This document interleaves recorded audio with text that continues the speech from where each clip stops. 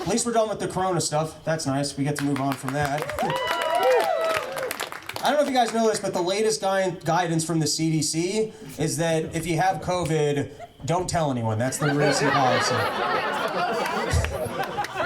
They're like, get out there, sneeze on whoever you have to. They're like, we got to restructure, and if we can get our departments right, then we can go back to having the word of God. But it's gonna. By the way, here was the moment that I just knew that COVID was gonna be over. I was reading the newspaper one day, and I saw this article that apparently scientists found out that Viagra will cure the coronavirus. And when I saw that, my first thought was, how cool is the doctor that figured that one out? Some guy turned to his nurse. He's like, hey, I've got an idea. He's like, no, hear me out here. I already took it. Just touch it. I think you'd like it. And then I was like, how great would it have been if Viagra wasn't a generic? So instead of the vaccine, they just forced us all to take Viagra. I would vote for another pandemic. Instead of having to show up to a place with a mask, you need to have a tent in your pants. You show up to work, your boss is like, hey, are you wearing loose-fitting pants? Or you show up to work again without a hard dick? We're trying to keep everybody safe.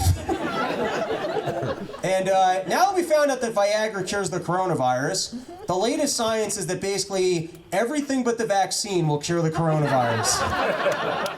If you're sick, you can just show up to your pharmacy. You're like, hey, you got anything in here for malaria?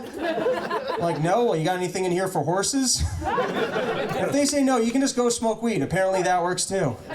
They actually found that out. Marijuana will reduce your symptoms. And I'm like, how great is this? There have been people that have been they've been staying home, getting masked, boosting their kids. And then apparently if you were just having sex and smoking weed, you were good. I feel like the lesson from God here was, hey, be cool. And sadly, not everyone's gotten this message. Have you guys been to the airport? I still fly and I see people wearing masks. And they don't just wear masks, they wear masks and they look at you with this nervous squirrel energy. It's like, yo, I'm not taking your acorns, and then. And by the way, I'm actually more afraid of you than you are of me, right? You're afraid that I'm gonna get you sick. I'm afraid you're gonna get me locked in my house. This isn't even a comparison. And then, by the way, if you're still wearing a mask, that to me is if you had a job at a factory and then they closed the factory and you still showed up to work. You're like, what are you doing? To me, at this point, if you're wearing a mask, you basically just have this masochistic relationship with government where you're like, ooh, spank me, daddy. Tell me to stay in my house. I've been a bad boy.